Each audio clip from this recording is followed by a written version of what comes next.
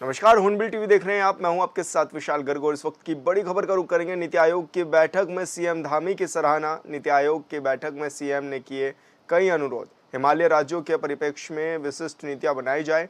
Climate change जैसे विषयों पर भी फोकस की जरूरत। विकसित भारत के लिए एआई और क्वांटम की दिशा में फोकस। सीएम ने रखी दिल्ली हल्द्वानी एक्सप्रेसवे के निर्माण की मांग। सीएम धामी की मांगों को सर्वोपरि माना गया है। तो बड़ी खबर आपको बता रहे हैं, जहां पर नीति आयोग की बैठक में मुख्यमंत्री पुष्कर सिंह धामी शामिल हुए थे और उन्होंने कई तरह की बातें रखी हैं। उत्तराखंड राज्य से जुड़े हुए मुद्दे रखे हैं, जिस पर उनकी अब सराहना भी काफी हुई है।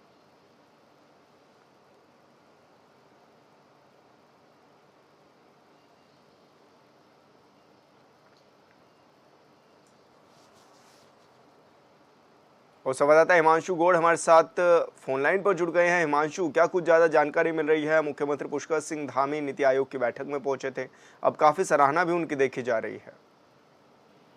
जी बिल्कुल विशाल, क्योंकि कल जिस प्रकार से मुख्यमंत्री पुष्कर सिंह धामी दिल्ली पहुंचे और उसके बाद नीति आयोग की बैठक में उन्होंने शिरकत की है, कहीं ना कहीं उनकी सराहना की जा रही है। पर्वतीय राज्यों की बात करूं मैं तो विशेषकर हिमालयी राज्य, चाहे यूपी हो चाहे हिमाचल प्रदेश हो, ऐसे तमाम राज्यों के बीच में कहीं ना कहीं मुख्यमंत्री पुष्कर सिंह धामी की सराहना की जा रही है। उनका जो विजन रहा है, उनका विकास परियोजनाएं जो रही हैं, जो धरातल पर उनके काम रहे, उसको लेकर कहीं ना कहीं केंद्र से लेकर तमाम देश, पूरे देश भर में जो है मुख्यमंत्री पुष्कर सिंह धामी की सराहना की जा रही है। और कहीं ना कहीं रोल मॉडल इस समय जो है मुख्यमंत्री पुष्कर सिंह धामी अन्य राज्यों के लिए बन गए हैं। चाहे उनकी मैं बात करूं, सड़क परियोजनाएं हो, चाहे विद्युत परियोजनाएं हो, चाहे पेयजल आपूर्ति हो, चाहे सड़क विद्युत परियोजनाओं के साथ ही प्रधानमंत्री ग्रामीण सड़क योजना हो, तमाम ऐसी परियोजनाएं हैं जिन पर कहीं ना कहीं मुख्यमंत्री पुष्कर सिंह धामी, चाहे नकल विरोधी कानून हो, भू कानून की दृष्टि की ओर कदम बढ़ाना हो, ऐसे तमाम कानून हैं और ऐसी तमाम परियोजनाएं हैं जिनमें मुख्यमंत्री पुष्कर सिंह धामी अब रोल मॉडल जो है देश के अन्य राज्यों के समक्ष बने हैं। और कहीं ना कहीं केंद्र में जिस प्रकार से नीति आयोग की बैठक में उनकी सराहना हुई है, तो ये एक बेहतरीन बात कहीं ना कहीं पूरे प्रदेश भर के लिए है। हिमांशु, क्योंकि कई तरह के विषय भी इस दौरान मुख्यमंत्री ने उठाए हैं, कौन कौन से ऐसे विषय थे जो उठाए गए हैं इस दौरान? सड़कों को लेकर या फिर पर्वतीय क्षेत्रों को लेकर? जी बिल्कुल विशाल, सबसे महत्वपूर्ण विषय जो है सीएम धामी ने जो उठाया है, राज्य में 25 मेगावाट से कम की जो जल विद्युत परियोजनाएं हैं उनके शिलान्यास, उनके लोकार्पण और उनको जो है संचालन के लिए कहीं ना कहीं केंद्र से आर्थिक सहायता मुख्यमंत्री पुष्कर सिंह धामी ने मांगी है। क्योंकि विषम भौगोलिक परिस्थितियां हैं, छोटे छोटे गाढ़ है, गदेरे हैं, नदियां हैं, इनमें जो है छोटी छोटी जल विद्युत परियोजनाओं को लगाकर इस सिंचाई के साथ ही राज्य में विद्युत आपूर्ति जो है उसको बहाल किया जाए, विद्युत आपूर्ति की दिशा में एक बेहतरीन पहल की जाए। इसके लिए कहीं ना कहीं सीएम धामी ने जो है केंद्र से सहायता मांगी है। इसी के साथ विशेष आपदा पैकेज के साथ ही प्रधानमंत्री ग्रामीण सड़क योजना हो, चाहे संचार व्यवस्था को बेहतर करने के लिए टावर व्यवस्था हो, चाहे तमाम ऐसी परियोजनाएं जो है वहां पर जो है सीएम धामी ने मांग की है। और उसी को लेकर कहीं ना कहीं सीएम की जो है सराहना इस समय पूरे देश में हो रही है। बिल्कुल हिमांशु, बहुत बहुत शुक्रिया आपका तमाम जानकारी साझा करने के लिए। प्रधानमंत्री नरेंद्र मोदी ने बीजेपी शासित राज्यों के मुख्यमंत्रियों और उप मुख्यमंत्रियों के साथ दूसरे दिन की बैठक जारी है। पहले दिन पीएम मोदी ने कई मुद्दों पर विचार विमर्श किए। लोकसभा चुनाव के बाद पहली बड़ी बैठक ये हुई है जिसमें सभी मुख्यमंत्री भी मौजूद रहे। बताया जा रहा है कि 4 साल राज्यों में महाराष्ट्र, हरियाणा, झारखंड और जम्मू कश्मीर में होने वाले विधानसभा चुनाव की रणनीति भी इस पर चर्चा हुई है। इस बैठक में मुख्यमंत्री परिषद कहा जाता है। साथ ही आपको बता दें कि पार्टी समय समय पर राज्यों में महत्वपूर्ण योजना की समीक्षा, शासन के तरीकों और केंद्र सरकार की कल्याणकारी पहलों के क्रियान्वयन पर चर्चा करने के लिए इसका आयोजन करती है।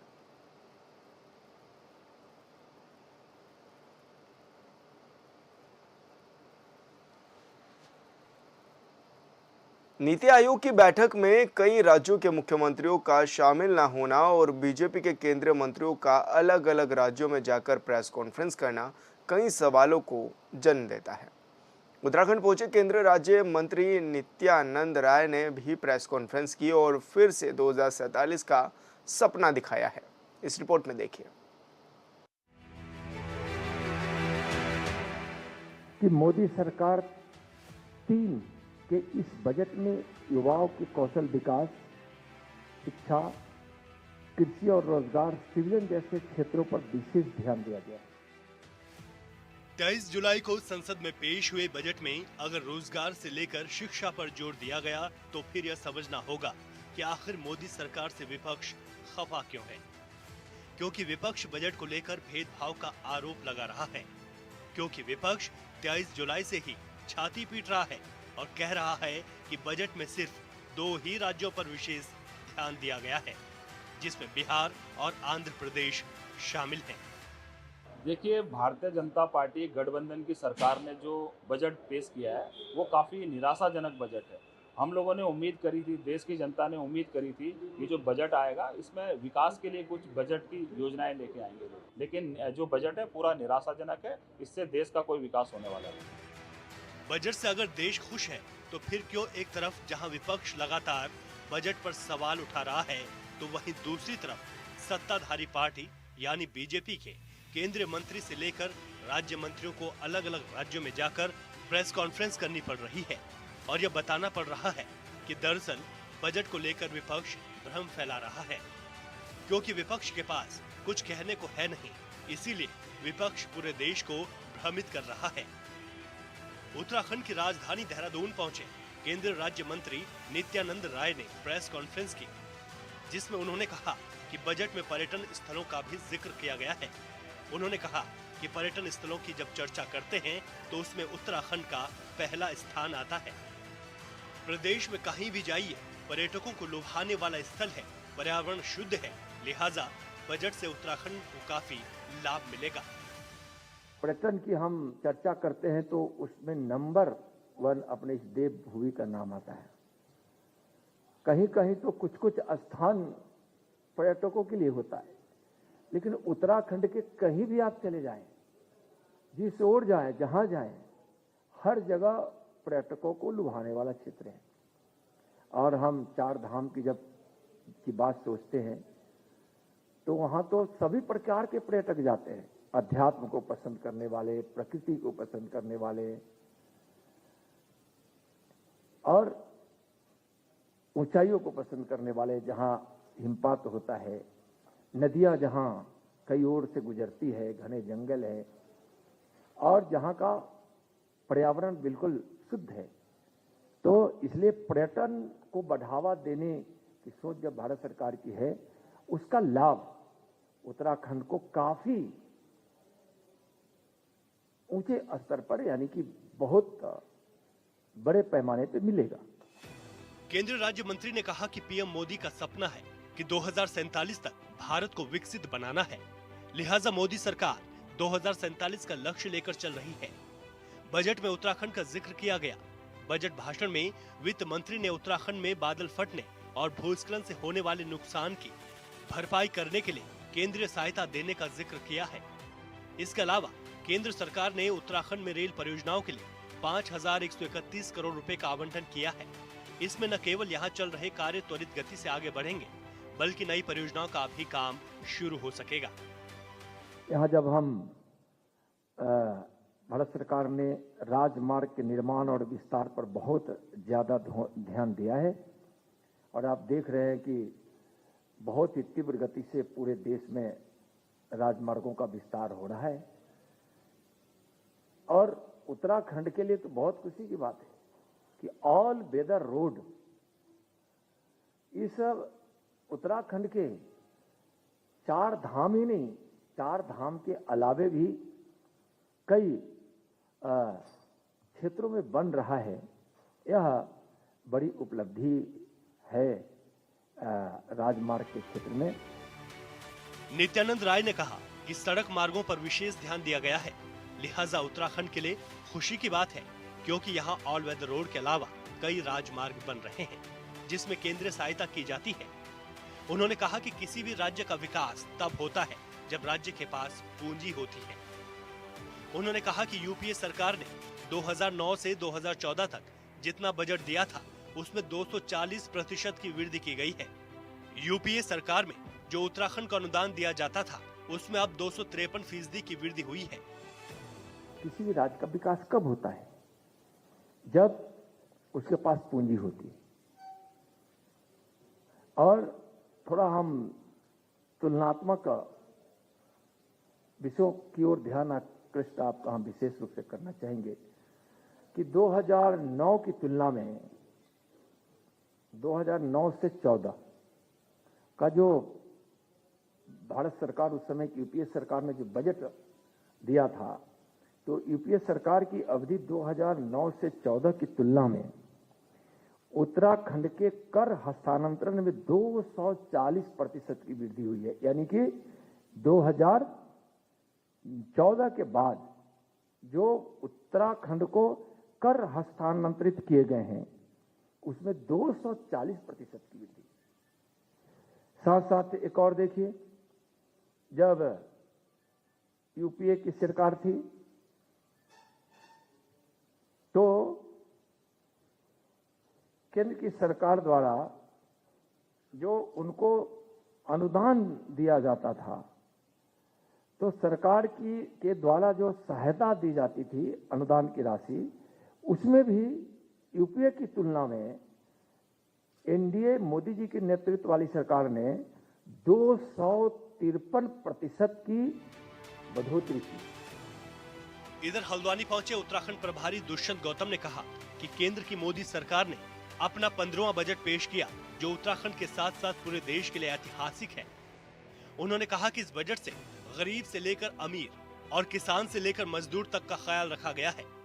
उन्होंने कहा कि कांग्रेस के लोग भ्रष्टाचार के मामले में जेल जा रहे हैं।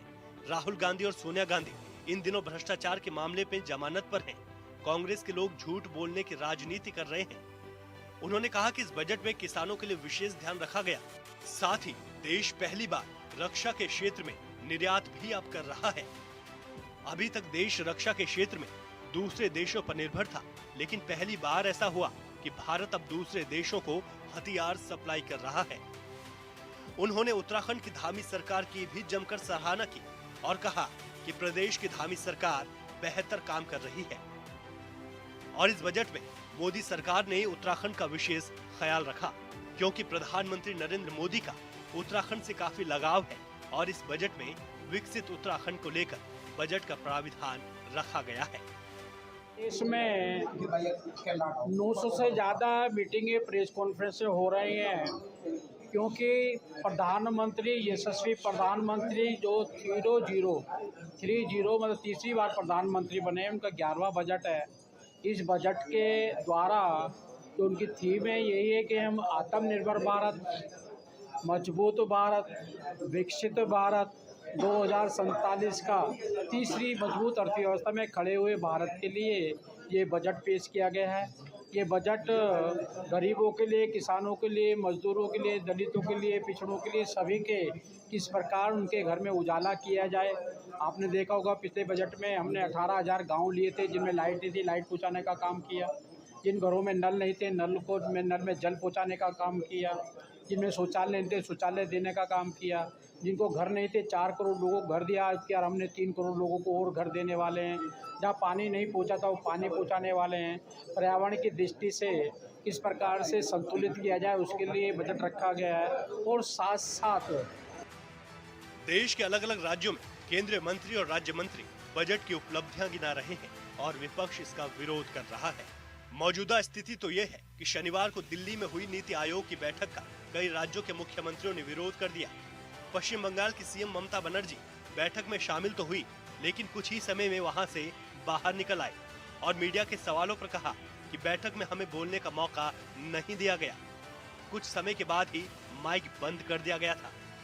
मैं मीटिंग बैठक करके आई इसी के लिए कि जब चंद्रबाबू नायडू जी ने बोला उसको 20 मिनट बोलने दिया। असम का चीफ मिनिस्टर बोला, मैंने देखा गोवा का चीफ मिनिस्टर बोला, मैंने देखा छत्तीसगढ़ का चीफ मिनिस्टर बोला। वो लोगों के 10 मिनट 12 मिनट बोलने दिया। मेरे को बोलने का 5 मिनट होने का नाते स्टॉप कर दिया। ऐसे this is unfair. Only one from opposition side, only I am presenting here. इधर बजट पर कांग्रेस ने पलटवार किया। उत्तराखंड कांग्रेस के महामंत्री नवीन जोशी ने कहा कि बजट में उत्तराखंड के लिए कुछ नहीं है।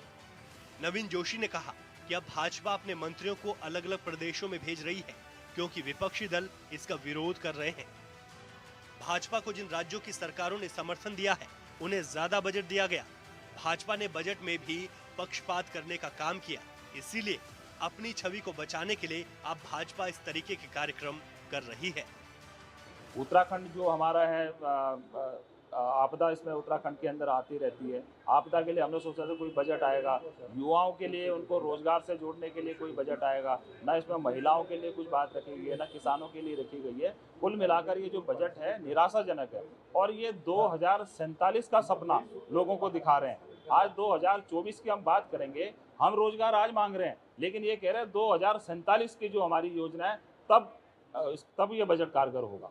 लेकिन तब तक कौन रहेगा कौन नहीं रहेगा, ये इस प्रकार है जिस प्रकार इन्होंने कहा था इस बार 400 पार 15 लाख एक के अकाउंट में आएंगे। ये बजट पूरा निराशाजनक है। समाज के विकास के लिए कोई इसमें ऐसी योजनाएं नहीं है जिसको हम बजट की हम प्रशंसा कर सकें। भारतीय जनता पार्टी के नेताओं को पूरे देश के अंदर भेजा जा रहा है, क्योंकि जो विपक्षी दल है सबने इसका विरोध किया। एक दो प्रदेशों को अगर हम छोड़ दें जिन्होंने भारतीय जनता पार्टी को समर्थन किया है, उन प्रदेशों के विकास के लिए बजट में योजनाएं उन्होंने रखी गई है। पक्षपात किया गया बजट के साथ भी, इसलिए अपनी छवि को बचाने के लिए इसको पूरे देश में भेजकर प्रेस कॉन्फ्रेंस की जा रही है। लेकिन जो बजट है पूरा निराशाजनक है, इससे देश का कोई विकास होने वाला नहीं। बजट को लेकर बीजेपी वाले उपलब्धियां गिना रहे हैं और विपक्ष सवाल कर रहा है, और इन सब के बीच कई सवाल हैं जिसका जवाब बहुत मुश्किल है। लेकिन कुछ सियासी जानकारों का कहना है कि 10 वर्षों तक बीजेपी की पूर्ण बहुमत वाली सरकार थी और अब एनडीए की सरकार है, लिहाजा सरकार पर भारी दबाव है। और मजबूत विपक्ष होने के बाद बीजेपी की मुश्किलें और बढ़ी हुई हैं, क्योंकि विपक्ष मोदी सरकार के हर एक योजनाओं पर सवाल उठा रहा है, जवाब मांग रहा है। 2047 में देश विकसित होगा या नहीं, यह आगे की बात है। लेकिन मौजूदा स्थिति ये है कि आम इंसान घर तक सही से नहीं चला पा रहा है, क्योंकि महंगाई चरम पर है और इससे उत्तराखंड भी अछूता नहीं है। Bureau report, hornbill TV. Tehri के घनसाली विकासखंड के बूढ़ा केदार घाटी में हुए भीषण बारिश क्षेत्र में ऐसे कहर बनकर टूटी कि इस पूरे क्षेत्र में चारों ओर तबाही का मंजर देखने को मिल रहा है। एक और जहां तोली गांव में आए भारी भूस्खलन के चलते मां बेटी के मलबे में दबने से मौत हो गई, तो वहीं गांव के 15 आवासीय मकान मलबे में तब्दील हो गए। हालांकि प्रशासन ने पूरे गांव को खाली करवाकर शिफ्ट करवा दिया है और जिला प्रशासन, स्थानीय प्रशासन समेत एसडीआरएफ और एनडीआरएफ क्षति का आकलन करने के साथ ही राहत बचाव कार्य में भी जुटी हुई हैं। इसके अलावा जिलाधिकारी मयूर दीक्षित और क्षेत्रीय विधायक शक्तिलाल शाह क्षेत्र में रहकर स्थिति पर नजर बनाए हुए हैं। डीएम ने मृतकों के परिजनों को राहत राशि के रूप में 4-4 लाख रुपए के चेक, क्षतिग्रस्त आवास के लिए 1,35,000 के चेक देने के लिए रिपोर्ट तैयार करने के निर्देश भी दे दिए हैं।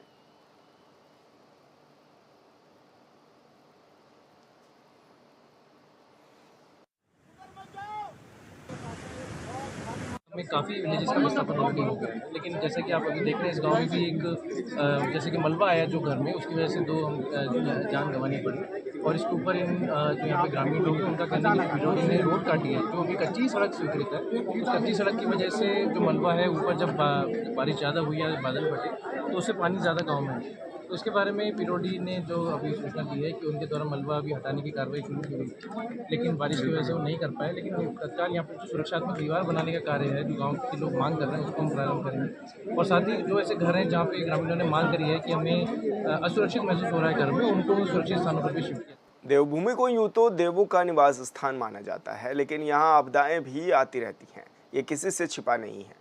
और बरसात के समय में तो खासकर यहाँ की तस्वीर कुछ अलग ही नजर आती है, जिसे देखकर डर भी लगता है। और ऐसे ही अब एक तस्वीर उत्तरकाशी और चमोली में देखने को मिली है, जहां कुछ देर की बारिश ने अपना प्रचंड रूप दिखाया है। इस रिपोर्ट में देखिए।